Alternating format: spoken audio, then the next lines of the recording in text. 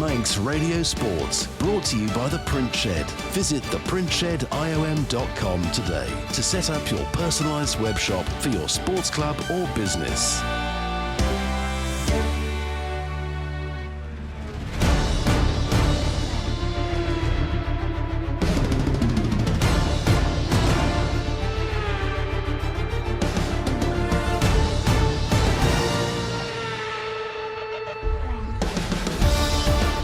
Minutes past 5 here on Manx Radio AM, and this is Classifieds. Thank you as always for joining us.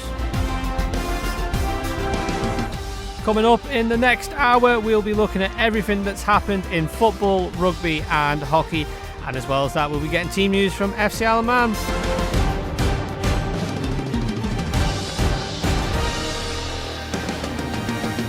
Yes, the Ravens are at home tonight. 6 o'clock kickoff. We'll catch up with Rob Pritchard down at the Bowl for team news. Tony Mepham will be here to talk all things football that have happened, and as well as that we have the draw for the Canada Life Women's FA Cup. Dave Christian will be here to look at everything that's happened on and off island in the rugby.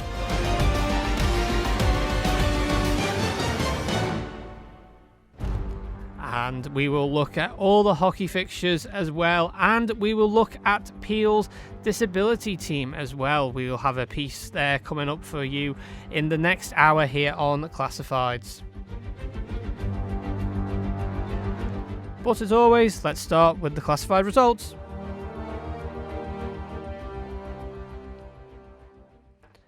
And we are going to start with football, and in the ECAP FA Cup first round. Union Mills 6, Colby 2. Castletown 1, Corinthians 4, match abandoned. Douglas High School and Old Boys 0, Onchan 3, match abandoned. GH Corlett's Woods Cup quarter final. The game between Douglas Royal and Pull Rose was abandoned. St George's 1, Marown 4. Maloo 4, Douglas and District 0, match abandoned after 45 minutes. Ramsey Youth Centre and Old Boys 5, Governors Athletic 1. Canada Life Men's Premier League. Laxey 3, Foxdale 2, match abandoned. Ramsey against Russian, match abandoned. St Mary's 7, Braddon 2. Canada Life Combination 1. The match between Corinthians and St Mary's did not take place,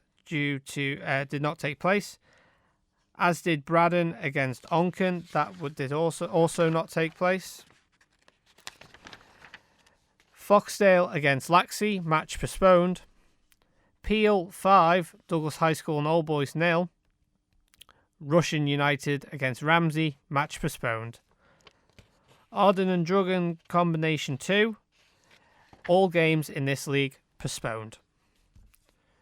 Rugby, Women's NC2 North-South. Winnington Park 52, Vagabonds Ladies 31. And in the Harford Homes Manx Cup, Ramsey 3, Douglas Celts 24. Hockey, and in the Men's Premier League. Castletown A 0, Backers A 15. Harlequins A against Valkyries A, match postponed.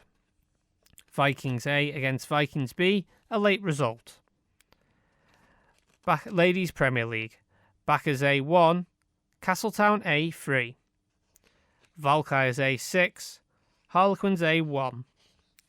Castletown B 0, Vikings A 6. Men's Division 1. Valkyries B against Valkyries C, match abandoned at half-time due to a waterlogged pitch.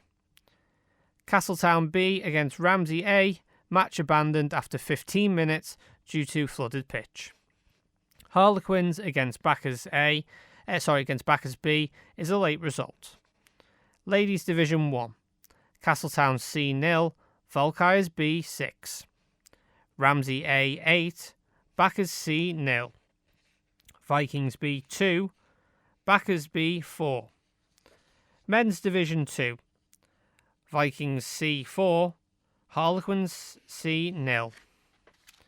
Backers Colts 3, Backers C 2, Ramsey B 1, Castletown C 6. Ladies Division 2, Castletown D 0, Ramsey B 6. Harlequins B v Vikings C is a late result. And then finally in the mixed under 15s, Harlequins against Ramsey Rogues and Rascals was postponed due to a flooded pitch. And then the evening kickoff, which is just kicking off as we speak, is between Vikings and Backers in the mixed under 15s league. That concludes our classifieds results, but before we go to Tony to look at football, we're going to hear from Peel's disability team. A new pan-disability football team has been launched on the island, only the second of its kind available here. After Onchan became the first to set up such a project last summer, Peel AFC have become the latest to offer football sessions for 11 to 15-year-olds with disabilities. Sessions at the Western Club are being run by Peel coaches Dave Chapman, working alongside QE2 High School and the Isle of Man FA Disability Football Ambassador Peter Corkhill. Mr. Corkhill has been speaking to Manx Radio this week about how the latest instalment has been going and just how much that it is great to see disability football being recognised on the island. So sort of the history in terms of, or the recent history in terms of disability football on the Isle of Man is historically, we've had a Special Olympic football team for many, many years, long before I became involved. I've been coaching that team for the last 5 years, and around 18 months ago, I started doing some work for the FA as their disability football ambassador. And Lewis and Simon at the FA were very, very keen that we look to build a pathway for young people with disabilities to get into and stay in football, because prior to being able to come and play with the Special Olympics at the age of 14, there wasn't any dedicated sessions out there for young people with disabilities. So we applied for some funding through the FA in the UK called a Journey to Inclusion Fund, where we had to put together a comprehensive plan about how we are going to engage young people and get them to stay in football. So the first stage of that was setting up our Comets group, which was a dedicated pan-disability group for young people between the ages of 5 to 11. Now that's been running in June will be 2 years, and has been really successful. But obviously that was only 5 to 11. So we wanted the next stage of 11 to 15. We completed what's called a gap analysis, and we recognised that one of the biggest barriers for young people with disabilities getting into sport on the island is that quite often disability groups are Douglas-centric. So there's one of the major barriers is transport. So whilst we wanted to set up groups for 11 to 15-year-olds, we wanted to make sure that we overcame that barrier as much as possible.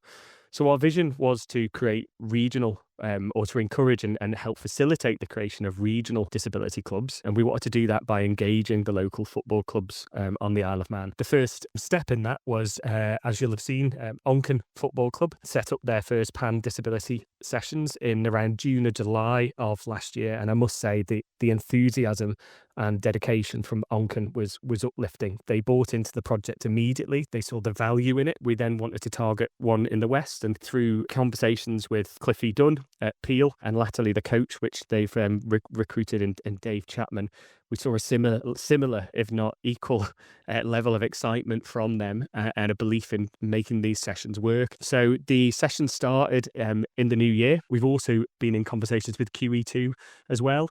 So not only are we overcoming the travel barrier of them making sure that they're held in the West, but these first sessions are also being held in the school day. Moving forward, we've obviously got those two clubs. Our vision and goal is to engage a club in both the North and the South. We have a meeting on Monday with a club in the South, and then we're hopeful to get one in the North as well. Onchan was almost the pioneering team, the first of its type last summer. Peel now coming into the fold. Just how important a step forward is it, do you feel, in disability football here on Ireland? I think it's massive. I think to have one club involved was absolutely brilliant. But I think that having that second club see the benefit of putting these sessions on and see the value in bringing these young people within that local club, within that local community, is really starting to get that ball rolling. And I envisage the meeting on Monday with our club in the South to go very well. And once we've got those three clubs involved, I don't think it's going to be long before we get a fourth involved. How reassuring and I suppose encouraging is it that the clubs themselves are getting behind these initiatives? It wouldn't happen without them. it wouldn't happen without the enthusiasm from the likes of Brian Callow and the likes of Cliffy Dunn from those local football clubs in believing in the project and seeing the benefit that it would bring, not just to the kids, but also to their local football clubs as well. To have young people with different needs being part of their football club and the value that they can bring to it as well. And crucially, of course, the players that are actually involved, whether they want to be as competitive as they can or just enjoy the social environment, just what does it mean to them, maybe from those you've spoken to or the coaches have spoken to, maybe their parents and guardians, for example? How much does it mean to them? I think it matters a great deal. So much about football I've always said, so much about the football isn't even about the football, is it? I'm a lower league football fan supporting Stockport County, and usually the most enjoyable part of the day until recent years has been everything that's not been actually at the football match. But when you're part of a local football club, it's not just about the training that you go to, but it's about the relationships you make, the friendships that are formed. I think it's about the social activities that can then take place outside of that. And people with disabilities often face different barriers to you or I in terms of forming and maintaining friendships. Often those friendships can be limited to when they're at school. So to have a social activity outside of school that they can be part of, where friendships can grow and develop, is not only great for them socially and developmentally, but also from a safeguarding perspective as well, because they've got other people that are looking out for them outside of their usual school setting and outside of their home setting. And often, as we all know in sport, we can make friendships that last for life, and that's exactly the same for people with disabilities. Manx Radio Sports, brought to you by The Print Shed. Visit theprintshed.iom.com today to set up your personalised web shop for your sports club or business. And if anyone is interested in finding out more information about the club, is invited to get in touch with the Isle of Man FA Development Manager via email, and that is simon.ellison@isleofmanfa.com. Right, let's look at everything that's happened in the football. Tony Mepham is here in the studio. Good evening, Tony. Good evening. So let's have a look at the ECAP FA Cup. But before we start with the ECAP FA Cup, we have had a message in. Is there any Woods Cup draw happening tonight? No, there isn't. No draw tonight. We've still got a game to play, and also we have to get a decision from the league management over Maloo and Douglas districts as well, because we need to read the referee's report first. We need to get that in, and then the league management will sit down and say if the score stands or whether they will ask for the game to be replayed. So we need to check on that one. It's hinging on the referee's report. Yeah, we have had a few messages in about that game, but we are only going off what we have here in the studio. ECAP FA Cup first round, the first fixture on the list is Union Mills against Colby, and that was a 6-2 win to Union Mills. Yeah, I believe this pitch cut up as well, but to be expected, because that was some fierce weather that came down, because when I got at Blackberry Lane about 1:30, it was just starting to sort of come down then, because I took protection. But Union Mills have done the job. They've finished up 6-2 winners against Colby. Colby, their goal scorers were Steve Collister and Jack Skillicorn. But for Union Mills, Jordan Crawley, he got 2. Tyler Hughes got 2, and Dominic McCarry Brennan got 2 as well. So one of them was a super one, I believe. And we'll wait and see the pictures on that one. But yeah, Union Mills go into the hat. Yeah, there's a message here. Dominic McCarry Brennan with the best goal ever seen at Gary Moore. Hopefully Hattie had his camera on recording it. Yeah, it's really nice. And when a special goal is scored, it's always nice to capture it. And Dominic McCarry Brennan is an excellent player. He's an excellent goal scorer.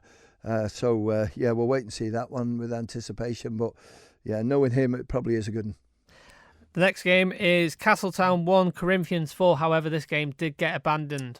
Yeah, it was Castletown. I think Sean Daw got 1, Dan Simpson got 2. Sean might have got the 4th one as well, but it was all started to go pear-shaped in that second half, because after 75 minutes, I've seen the pictures of Castletown's pitch, the game was abandoned. Now, people seem to be getting confused over abandonment times and stuff like that. There isn't really a set-down time. The decision will be made by league management, but what we always do is, if a game has been abandoned where, it's sort of well into the game, is consult with both clubs. And Castletown, fair play to them, have come through in writing to say that they are happy for the score to stand. There was about 15 minutes to go. They were 4-1 down. So that will go to league management as well. But it's a no-brainer, because Corinthians are happy for it to stand. Castletown are happy for it to stand. So I would think that score will stay as it is, and Corinthians will go through. And this is why we're not doing the FA Cup draw tonight. There's too many ifs and buts in the FA Cup and the Woods Cup to be able to do the draw with knowing facts. We've got to read the referees' reports and also just have a little chat as a committee. Douglas High School and Old Boys 0, Onken 3. Again, this game was abandoned. Yeah, this was a game I went to, and I got there at 1:32. So I just thought, I've not missed anything. I saw the game and saw it kick off from the centre, and that was it. So I took cover because the rain was starting to come down. But even then, I explained in commentary to Paul Moran that I'm surprised looking at the players' shirts after sort of 10 minutes. They're absolutely rotten. Didn't know that the game had kicked off at 1 o'clock. No one had informed that was happening. So Onken were leading 3-0 at that time. The game was abandoned after 45 minutes, so there's no way this score will stand. And the big problem we've got now is Old Boys free week next week. It's a set down free week, and unfortunately the players have booked to go away or whatever. So that game won't be played next week, so it'll probably be the week after. GH Call at Woods Cup quarter final. The first game, Douglas Royal against Pulrose. This game was abandoned. Yeah, it was. Jane Ann Doyle was the referee down there. I think it was 21 minutes into the game. And, Douglas Royal know that they took a chance a couple of weeks ago in an under-16s game, and it just got caught out a little bit because of the wet weather that we've had. And I think, Douglas Royal were happy enough for the game to be abandoned because when it came down, the pitch was starting to cut up and you're only going to absolutely destroy it. So again, we've got a big problem with this one because Pulrose play Peel next week in the ECAP FA Cup first round game that we haven't got played. So, the Cups are making it really untidy now, but we'll find a date for Douglas Royal against Pulrose. But certainly today, the referee had no option but to call the game off. The game that Rob went to cover this afternoon, St George's 1, Moran 4. There it was bleak up at St George's, Glencrutchy Road. Well, it was because the teams were out on the pitch when I went past about 20 past 1. And, Moran are in their yellow shirts and St George are in their yellow and black. So I think we need to have a look at that one because to me it was a colour clash. It was a little bit foggy as well. I was too busy concentrating staying on the road, so I wasn't, all eyes on it. But it did look as if there's a problem there. So I think the officials need to pick up on that one and have a little look. But let's see, we've got a report, and I think from Rob on that game. And, we got it finished, which is the important thing with it because it's another cup game out of the way. But St George's 1, Moran 4. Goal scorers for St George's, Johnny Quirk with the goal. For Moran scorers, it was Conor Gilbert, Alex Marley, Dave Reynolds and Carl Hartman. Half-time was St George's 1, Moran 2. In appalling conditions, Moran took an early lead on 7 minutes when Alex Morley on the right byline into the box square to Conor Gilbert, who swivelled and struck it really well from 6 yards.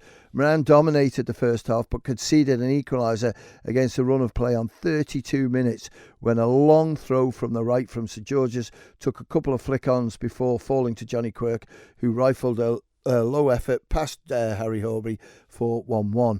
But the hosts' happiness at levelling the game was short-lived. Just 4 minutes later, the St George's defence failed to deal with a floated cross from the left, with Marley sneaking in at the back post to place into the bottom corner. Into the second half, and with pitch conditions worsening, Moran added a third on 63 minutes. A Rory Kerwick free kick on the right into the box was volleyed home by Dave Reynolds. 2 minutes after that, St George's were awarded a penalty when substitute Nick Bass was brought down in the Moran box. However, Kieran McNulty's spot kick was well saved by Horbury down to the goalkeeper's right-hand side. And with almost the last kick of the game, Moran added a fourth when Gilbert out on the left slipped past two challengers, reached the byline and squared for Hartman for an easy tap-in. Credit to both sets of players and the referee for getting the game completed, as the pitch was pretty much unplayable come full time. So well done to everybody, and unlucky John Higginbottom or Ashley, whoever's got to put that pitch right. Maloo 4, Douglas and District 0. Of course, this is a game we were talking about before. It was abandoned after 45 minutes. Yeah, it was, and it was 4-0. We've got. I'm going to read the match report out. I'm going to skip a few bits out because I don't think it's necessary to read it all out. I'm just having a little look, see if I can find it here. There it is. See if we can get it up. Just a brief match report on this, because obviously it was stopped at half time, and a bit of an explanation what happened. Obviously, the rain came in hard at 1:30, just in time for kick-off. Malou took the lead on 60 minutes when Ash Egan headed home from a Paddy Cooper cross. Malou created more chances and the game being played in only one half, and our keeper not touching the ball on 40 minutes. It was 2-0. Cooper this time the scorer as he whipped a free kick round the ball into the bottom left-hand corner. Barely a minute later, it was 3-0 as Danny Bailey was played through. He squared the ball to Paul Whitley, who smashed home from close range. Egan got his second just before half-time when a goalmouth scramble seen the ball fall to him, and he was able to tap in from a goal line clearance. As we went into half-time, the D&D manager walked in alongside the referee, asking for the game to be abandoned. The referee confirmed he was happy with the pitch and play should continue.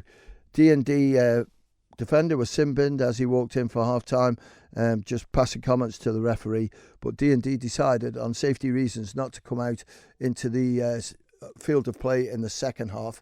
They are happy with the game to be awarded to Malou, but we just have to make sure what the referee's report says before we commit to that one. So we'll come back on that one, and I've got a little message in, I think, from D&D. If I can find that one. There it is. Something to add, might understand why the referee didn't call it off. He told our first team manager, you can't call a game off once the game has kicked off. Yes, you can. This is obviously false and dangerous. He thinks it was true. He needs just, to be educated with the rule. But D&D, okay, they were 4-0 down. They accepted that, but they didn't come out in the second period because they thought that the pitch was dangerous. And I think there's an email coming to me from another game today that was played. And because of the pitch conditions, they've got 2 players now with quite nasty injuries because of the ground. We wish them a speedy recovery. Ramsey Youth Centre and Old Boys 5, Governors Athletic 1. Yeah, and that was a good result for Ramsey Youth Centre, and it was Dylan Parrish, the star of the show. He got 4 of the goals. Will Smith got 1 as well. 3-0 at half-time. We haven't got Governor's scorer, but Ramsey Youth Centre will go into the hat, and we might do the draw next week because obviously Ramsey Youth Centre have got an FA Cup game now next week. Canada Life Men's Premier League, Laxey 3, Foxdale 2. However, the game was abandoned. Yeah, it was abandoned, and got a little note in on this one as well. Was called off at half-time, and there's just no chance. It was Laxey 3, Foxdale 2, and that game will have to be rearranged. Ramsey v Russian was abandoned.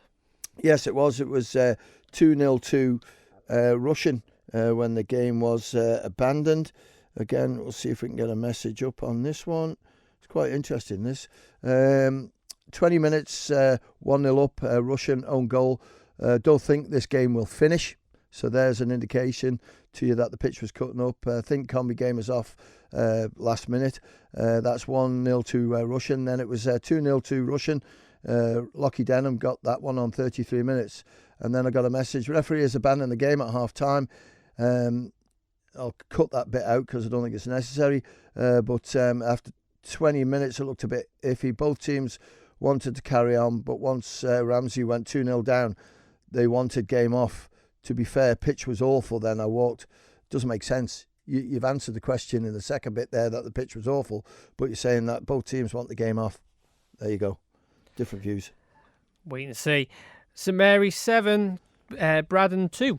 Who says we don't need another 3G pitch? I'd love one to try and get this Spaglock out of the way. But, St Mary's were 4-0 up at half-time. It was Joe Berquist, he got 3. Matthew Kent-Lloyd got a couple of goals.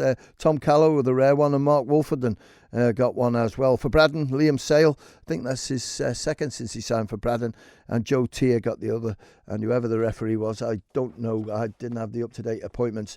Excellent performance by him, whoever it was at the bowl.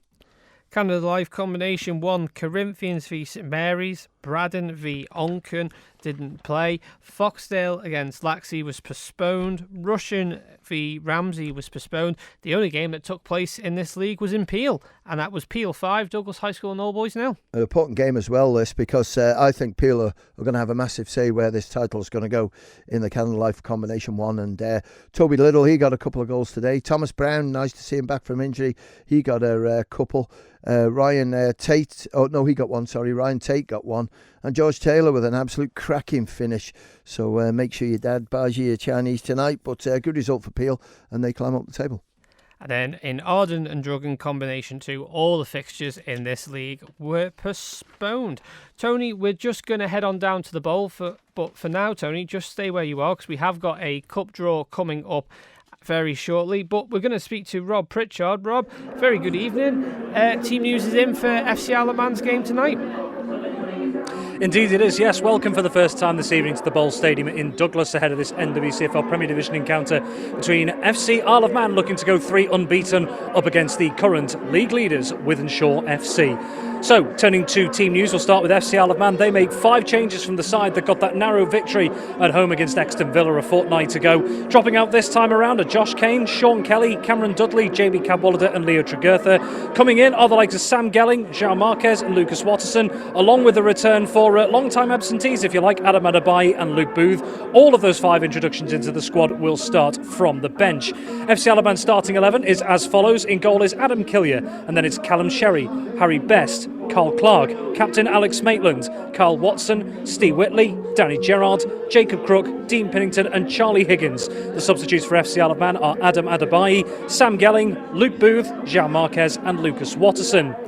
For high-flying Wythenshawe, just the one change from their 4-1 victory over Burscough in midweek, and that sees Jerome Wright dropping out. Coming in this time is Henry Khan, who will start from the bench. So, for visiting side run by James Kinsey, the starting 11 for Wythenshawe is as follows. In goal is number 1, Ryan Michael Ford, and then it's Oganero Orenamare, then William Callaghan, Samuel Adewusi, Captain Andrew Keogh, Joshua Dickin, Prince Will Ananiru, Stephen Hewitt, Aaron Dwyer, Brian Lee and Darius Palmer. And the substitutes for Wythenshawe are Jordan Burton, Sandro Da Costa, Henry Khan, Joel Ankers and Ao Quadri. Your referee this evening is Khan Hayes. His assistants are Sam Palmer and Jim Gale.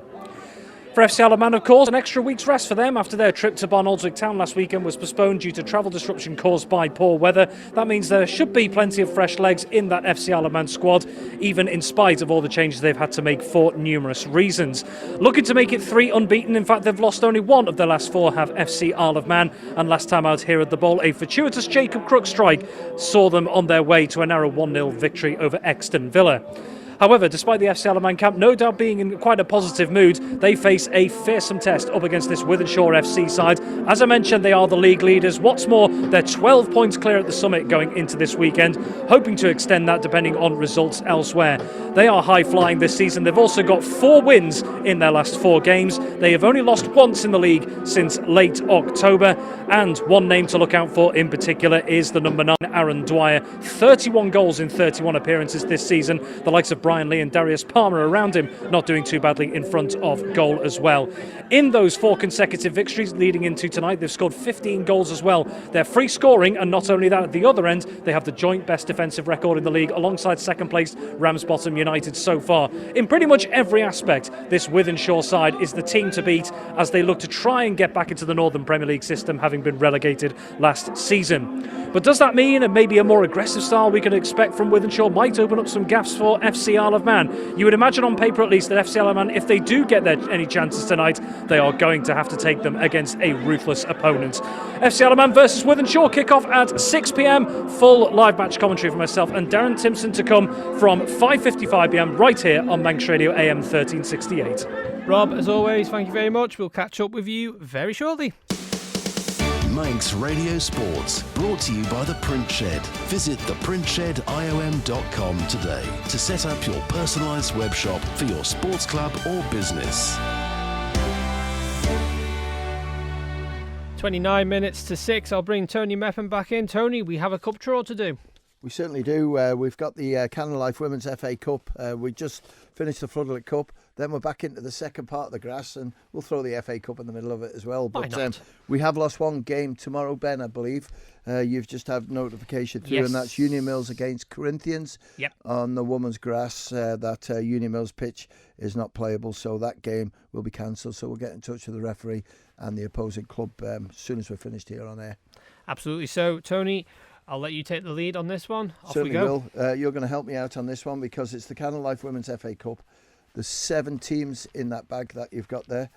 We need 3 games, and one will have a bye, and then obviously the 3 winners and the bye will come in for the semi-finals. These games are played next week, hopefully, because it is on grass, so all the pitchers out there are struggling a little bit. But if you could make the draw, please, Ben. Okay, first one out is number 3.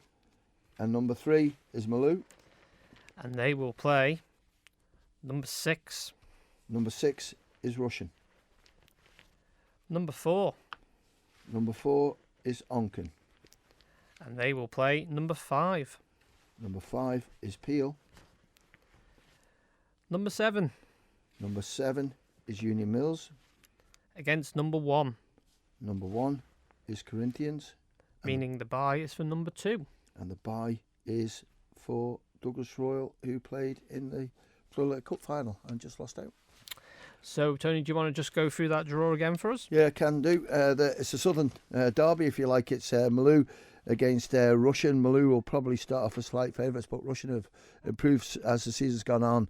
And, Donna Harrison and co down there doing an absolute great job. Onken against Peel. Well, Peel have already showed their supremacy this year, couple of recent games against Corinthians. What was it, 4-0, 3-0? So you'd expect Peel to win that one. Union Mills against Corinthians. The league tables don't lie. Union Mills are a new club who are working hard, learning skills and being managed really well, and tendencies at training has been brilliant, as were with Corinthians. These 2 teams should have met tomorrow, but the way it is, they'll meet the week after in the Cup. And when you look at the venues there, Malou cut up a little bit today. Onken wasn't playable because that was going to host the Braddon v Onken combination one game, and that was going to the stadium, but they called it off because of the condition of the pitch. And Union Mills against Corinthians, that's off tomorrow because of the pitch. So hopefully the weather plays ball. But from what I'm looking at weather forecast wise, Ben, next week's looking a little bit tiresome as well. We'll say some prayers to the weather gods. Tony, we'll let you go and enjoy the rest of your evening. Thank you as always. Manx Radio Sports, brought to you by The Print Shed. Visit theprintshediom.com today to set up your personalised web shop for your sports club or business. And at 26 minutes to 6, it's time to head on to the north of the island and join Dave Christian. Dave, very good evening. Let's start with Women's NC2 North. Wynton Park 52, Vagabonds Ladies 31. Yeah, Vaggers, I guess, have missed out on a chance to close in on the leaders in Women's NC2 North. I don't think they're going to be too disappointed, though. They didn't have a full-strength team, and that's no disrespect for anybody who travelled today. They only had 1 replacement as well, and they've gone over there and racked up 31 points against the team above them in the table. It's a really high-scoring game, and it's a credit to the players that actually made the journey. I know that Sammy Mack was up at 4:15 this morning. Sammy's the captain. A 4:15 start, and you're going to be getting home probably, maybe should be back in Ramsey about 9:30. So yeah, it's a very long day for those guys. A great performance though away from home. They had Corinna Daly in at standoff, and Corinna's normally number 8. I think she actually played prop earlier this season in one of her games, and it's unusual to have a strong running player like that in at standoff. But she's picked up a try in there this afternoon, so fair play to her. And I know there was talk of having the club colours afterwards. That's a series of post-match drinks. So good luck to Corinna if she has to do that. The real action, though, in the midfield. B. O'Neill ran in a hat-trick. It's only her third game. I said in preview, I think she was almost she seems almost part of the furniture. She looks like she's going to have a great run with Vagabonds. So 3 tries for her today, on top of the try she scored in the last outing. And there was also a try from Rebecca O'Neill in the back line as well. So fair play to Vagabonds ladies. Skipper Sammy McDonald added 3 conversions. It's not going to really help their league position. They remain in 4th, and the teams behind them, I think Didsbury are right behind them. Didsbury will play tomorrow if the pitches are fit, and that could give Didsbury a chance to close the gap in on Vaggers. But an opportunity missed. There's not that many opportunities left for Vagabonds ladies now, and I think we can chalk off the final game of the season. That's away against unbeaten league leaders Sale, and I really don't see them picking up any points over there. Nobody else has managed it, and I don't think Vagabonds will either. So they've got to make hay while the sun shines and try and pick off some teams between now and the end of the season. But things are looking a little bit more difficult for them today. But fair play and a great performance to pick up 31 points away from home.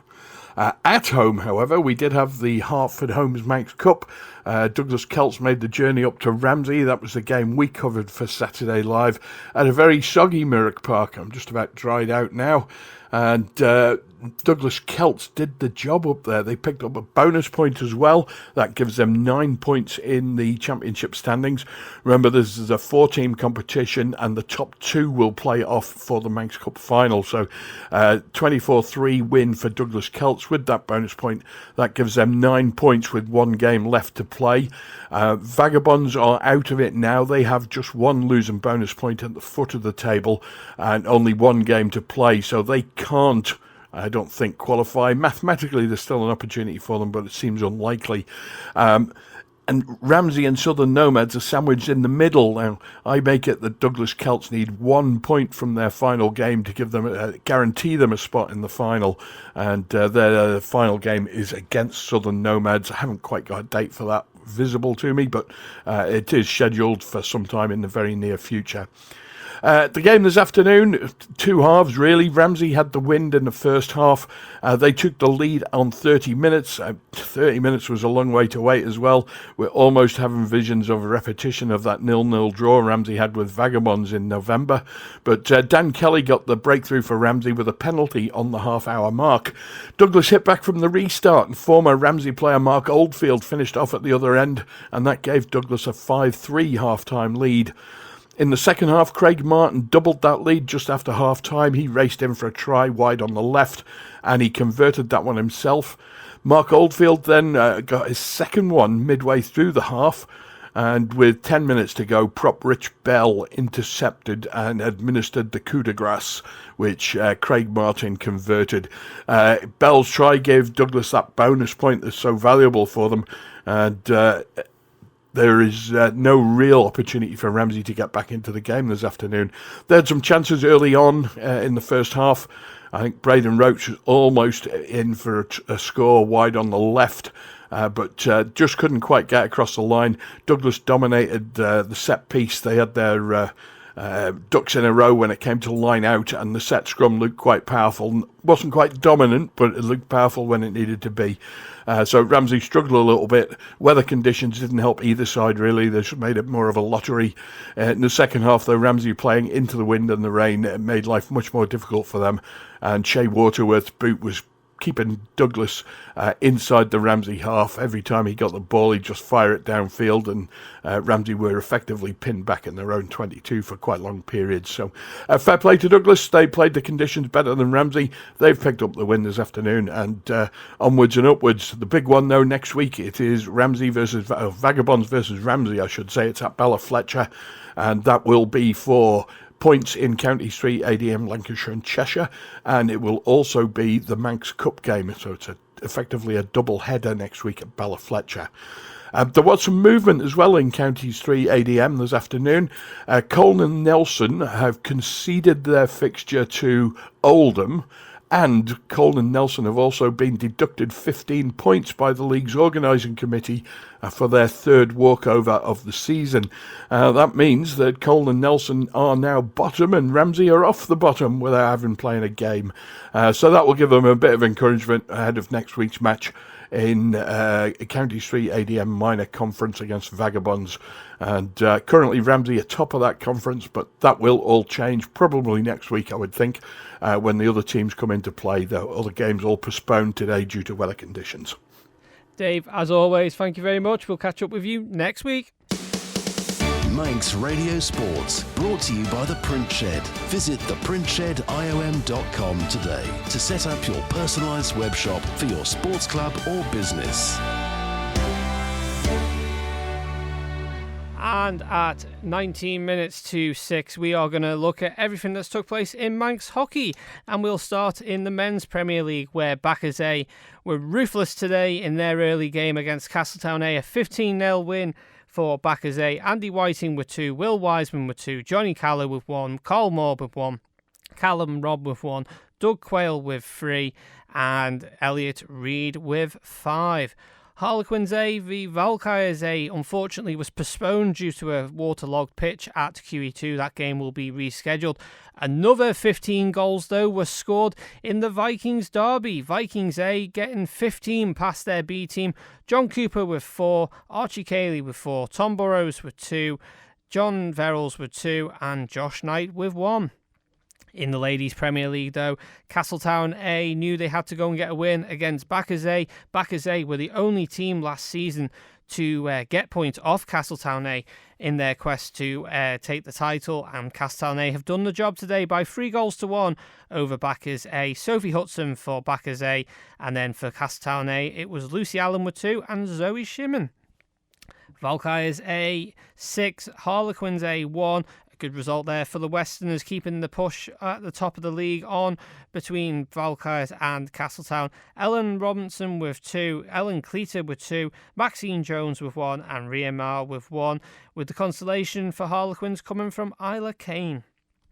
Castletown B still bottom of the league, playing second from bottom Vikings A, and Vikings A have come away with a 6-goal win. Morven Smith with 2, Mia Greenwood with 1, Chelsea Borden with 1, Danny Murphy with 1, and Jasmine Harden with 1 as well. In the men's Division 1, the game between Valkyries B and Valkyries C did get started, and at half-time it was abandoned due to a waterlogged pitch at QE2. This decision was taken by the umpires. That game will be getting rescheduled. Another game that will be getting rescheduled is Castletown B v Ramsey A. They only managed to get 15 minutes in at Ramsey before the pitch became flooded there. Harlequins B played Backers B at 3:35 at Castle Russian High School, and that was a 15-0 win for Backers B. We think we've just had the scorers in, and we have Tony Bentley Roberts with 9 goals, Will Wiseman with 3, Craig Leese with 1, Ollie Christian with 1, and Nick Watson with 1, giving Backers B a commanding victory over Harlequins B. Ladies Division 1, Castletown C 0, Valkyries B 6. Valkyries B keep their top spot in this division with a 6-0 win today. Ria Marr with 3 goals, Becky Corkish with 2, and Steph Cottier with 1, all on the score sheet. Their nearest contenders, Ramsey A, though, beat Backers C by 8-0. Victoria Garner with 6 goals, Alexandra Smith with 1, and Sarah Bull with 1 as well. Vikings B2, Backers B4 in a really close game at King William's College at lunchtime. For Vikings B, it was Georgie Higgins and Helen Edge. And then for Backers B, it was Marie Lotham with 2, Sophie Partington with 1, and Sam Franklin with 1. Sophie Partington there definitely showing her dad how to score in Manx hockey. Men's Division 2, Vikings C4, Harlequins C 0. Sam Spooner with a hat-trick, and I believe, if I heard right, Sam Spooner hasn't scored a hat-trick in a number of years until now, so good, congratulations there, Sam. A hat-trick for you today, and a goal for Theo Robinson as well. In the Backers derby, though, a huge result for Backers Colts. They have beaten Backers C by 3-2. Cal Joyce with 2, and Ryan Cartwright with 1. with Backers C goal scorers being Jazz Slight and Dave Crawley. Ramsey B played Castletown C, and it was a 6-1 win to Castletown C. For Ramsey B, it was Jed Scott for Castletown C. We haven't got the scorers just as we speak, but if they drop in the next few minutes, we'll let you know them. Ladies Division 2, Castletown D 0, Ramsey B 6, Becky Weimer with 2, Jess Musgrave with 2, Isla Rulesall with 1, and Kiri Crane with 1 as well. The late game in this division was between Harlequins B and Vikings C, and that was a 5-1 win to Harlequins B. We're just getting the scorers in as we speak, and the goal scorers were Caitlin Hendrock with 1, Sophie Knighton with 2, Ruby Krellin with 1, and Darcy Kelly with 1 for Harlequins B. And I think we have got the Vikings C goal scorer. It's somewhere here in all my messages. And yep, Julie Jacobs for Vikings C. Finally, in the mixed under-15s league, we've got Harlequins v Ramsey. That game was postponed due to a waterlogged pitch at Ramsey Grammar School. And then the game which is currently ongoing as we speak is Vikings against Backers, and that game is ongoing as we speak at King William's College. Once we get the full-time score, we will get that onto Manx Radio Sports website, like all our other results here, following the conclusion of Manx Radio Classifieds. Manx Radio Sports, brought to you by The Print Shed. Visit theprintshediom.com today to set up your personalised web shop for your sports club or business. Manx Radio Sports, brought to you by The Print Shed. Visit theprintshediom.com today to set up your personalised web shop for your sports club or business.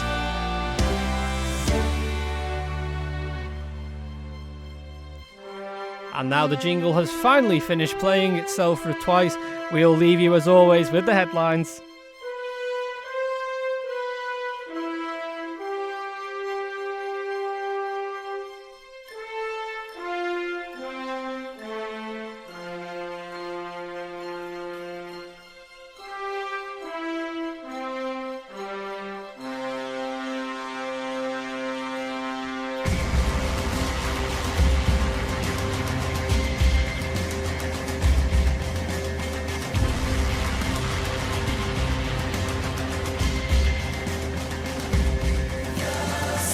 In the ECAP FA Cup first round, wins for Union Mills, and then Corinthians and Castletown plus Onken and Douglas and High School and Old Boys were all abandoned. We'll wait to hear the verdict on that one. GH Woods Cup, the game between Douglas Royal and Paul Rose was postponed.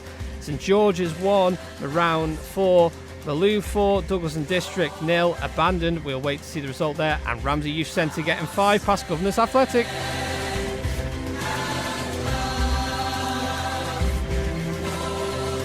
Canada Life Men's Premier League, the game between Laxey and Foxdale was abandoned, as was Ramsey against Russian. But St Mary's get a big win over Braddon by 7 goals to 2.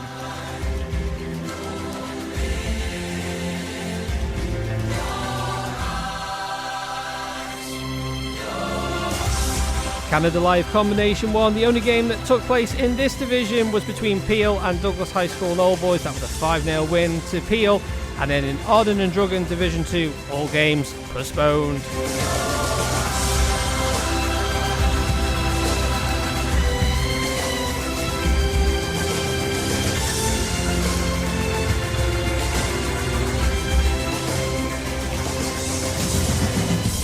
In rugby, women's NC2 North, Vagabonds lose on the road to Winnington Park by 52 points to 31. And in the Harford Homes Manx Cup, Douglas Celts get the better of Ramsey by 24 points to 3.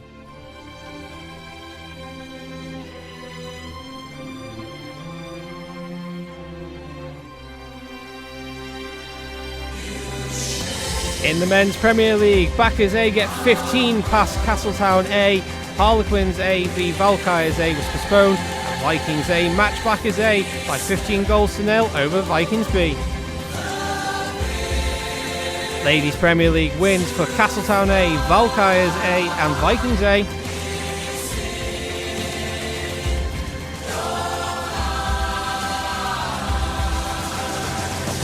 Men's Division 1, the only game that took place there was between Backers B and Harlequins B, a 15-0 win for Backers B.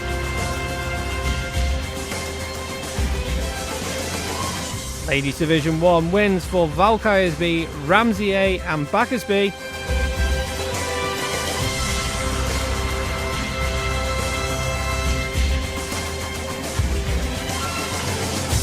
Men's Division 2 wins for Vikings C, Backers Colts and Castletown C.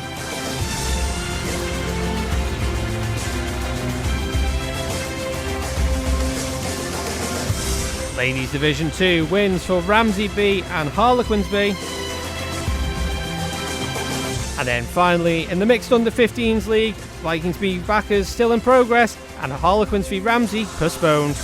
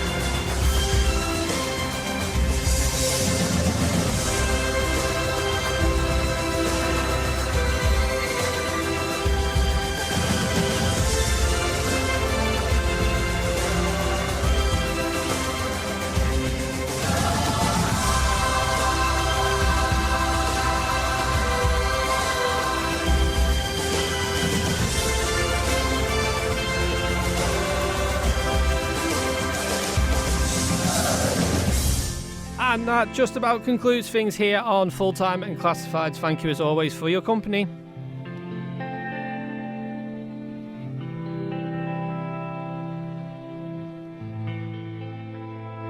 Big thank you as always to Tony Mepham and Dave Christian. They'll return next week when Simon Quine will be in the chair for both Friday Sport and Manx Radio Sports Classifieds. But we're heading down to the bowl now for FC Isle of Man against Wythenshawe. Can FC Isle of Man overcome Wythenshawe? Come on, you Ravens.